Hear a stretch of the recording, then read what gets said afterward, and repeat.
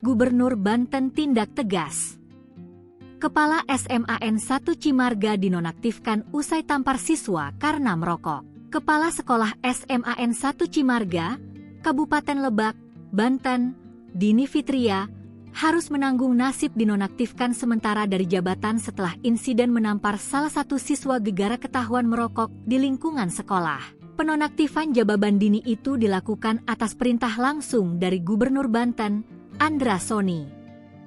Persoalan ini pun tengah ramai dan viral di media sosial setelah 630 siswa di sekolah melakukan aksi mogok sekolah. Aksi tersebut diduga merupakan bentuk protes terhadap kepala sekolah yang disebut menampar salah satu murid karena ketahuan merokok di lingkungan sekolah. Andra meminta awak media untuk mendapatkan informasi lebih lanjut mengenai keputusan tersebut dari Sekretaris Daerah, Sekda, Banten, Deden Apriandi, atau PLT Kepala Dinas Pendidikan dan Kebudayaan, Kadisdikbud, Banten, Lukman. Di lokasi yang sama, Sekda Banten, Deden Apriandi mengaku telah melihat rekaman video yang menunjukkan insiden antara guru dan murid tersebut.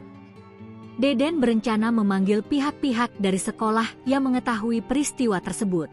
Jika dari hasil pemeriksaan terbukti terjadi tindak kekerasan, Pemprov Banten akan mengambil tindakan hukum kedisiplinan terhadap oknum guru tersebut. Selama proses pemeriksaan berlangsung, kata Dede, Pemprov Banten telah menonaktifkan Kepala Sekolah SMAN 1 Cimarga untuk menjaga kondusivitas di sekolah dan mencegah aksi mogok siswa. Ia menyebutkan, ketidaknyamanan di kalangan siswa SMAN 1 Cimarga menyebabkan mereka tidak masuk sekolah, sehingga langkah ini diambil untuk menstabilkan kondisi.